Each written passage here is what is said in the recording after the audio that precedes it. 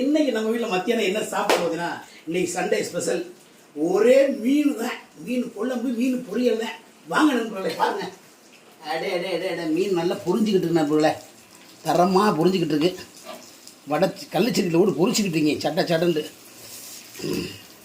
பார்த்தீங்களா நண்பர்களே, ரொம்ப பிரமாதமாக இருக்குது.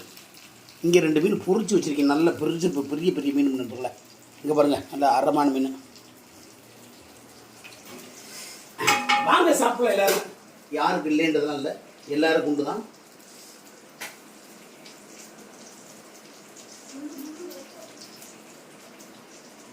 சூப்பர் டேஸ்ட் கூட வேற லெவலு.